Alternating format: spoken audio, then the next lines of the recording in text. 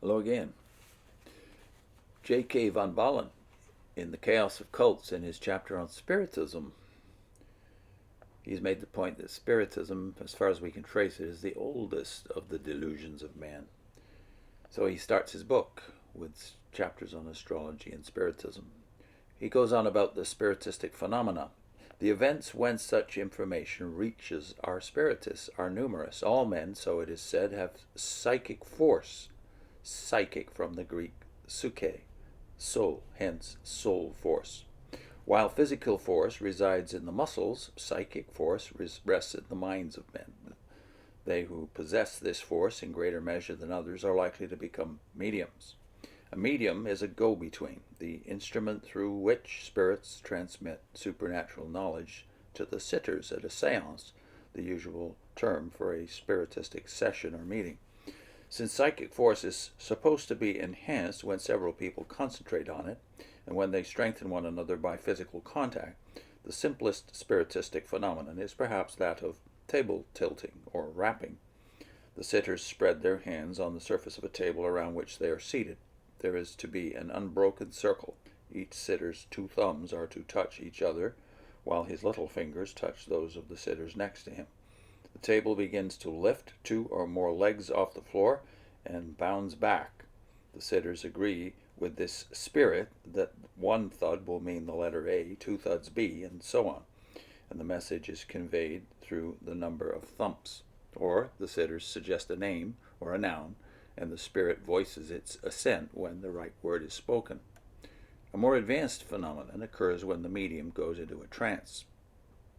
This is an unconscious or insensible condition, a state in which bodily consciousness and sensation are suspended for a time. The medium reports what he, more often she, hears and sees in this condition. At times, the medium answers questions which the sitters ask the spirit. Again, the spirit, called the control of the medium, makes the latter right. When the medium comes out of the trance, she seldom remembers what she has said or done, but is much fatigued. There are numerous other phenomena, some of which do not impart any information concerning the beloved dead or the hereafter, but seem to aim only at impressing the sitters with the supernatural power of the spirit. Examples are the floating of objects through a room, the apparition of visible spirits, hands and arms. This is called materialization. In a typical materialization, seance ectoplasm is said to emanate from the mouth and body of the medium, which foggy smoke-like substance is then shaped into forms by the chemist in the spirit world. Ectoplasm is defined as exteriorized protoplasm, which latter is described by Webster as the physical basis of life, ordinarily a thick, viscous semi-fluid of almost jelly-like, colorless, translucent material containing a large percentage of water and holding fine granules in suspension. That is all the definition of Webster, by the way. Great Britain and the United States alike in World War II witnessed a revival of interest in Spiritism, and even before that, books for the occult, psychic, and mystical library advertised on the jacket of Stuart Edward White's The Betty Book, numbered more than 50. The chief difference between the latter and the earlier Spiritistic literature lies in the fact that the later books are written in a more gentle tone. Instead of deriding or vehemently accusing the doctrines of the Universal Church, they conveniently ignore them. The main thesis, however, remains unaltered. Death itself need not be feared, for it is only a gentle passing into a life very similar to the one just left behind. Many soldiers who died on the battlefield awoke as out of sleep and inquired in a somewhat bewildered way what had happened to them and where they were. Those who had gone before were kept busy assuring them that all was well and that they were still in the same world from which they had arrived.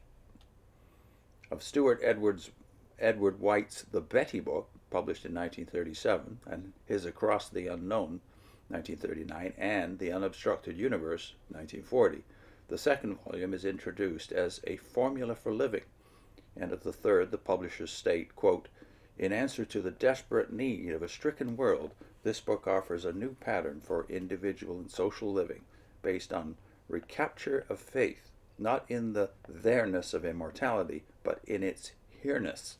End of quote. In these more than 900 pages, God is not mentioned. Only in the concluding pages, some reference has occurred to the Bible as full of stepladders to spiritistic truth. Yet of the Betty book, John Haynes Holmes, minister of the Community Church at New York, could only state that he found, quote, an honest report of first-hand and unquestionably genuine experience, had by sincere and intelligent persons, moved by sober scientific interest, embodying a system of spiritual truth as sane as it is sublime. The important thing is to recognize the reality of what is here set down. That's at the end of the quote from this minister, John Haynes Holmes. Thus modernism, which itself has discarded the authority of Scripture in matters of faith, welcomes books which indeed contain sane advice concerning control of temper, worry, and other faults, but which lead one far afield from all that Christendom has ever held dear, whether in its eastern or western branch. When the devil comes in velvet slippers, is he less dangerous than he once was when he decreed through spiritists, we abrogate the idea of a personal God?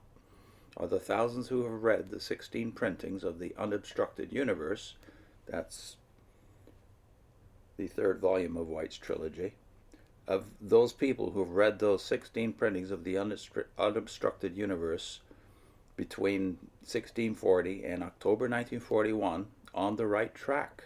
Did Mr. White himself, when he passed into the beyond on September 1, 1946, find what he expected to find?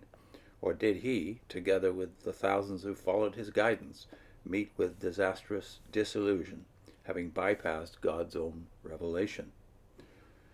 These questions will not down. That sounds like an incomplete sentence, doesn't it? I think I get the thought, though. These questions will not down. That is, they won't go away. Too much depends upon their answer. Now he gets to more about the Betty book and its repercussions next time. I'll put in a link to a video we recently put up on George Henslow and Stainton Moses, two clergymen who became Spiritists. And how does their doctrine compare with Jehovah's Witnesses' doctrine? See you next time.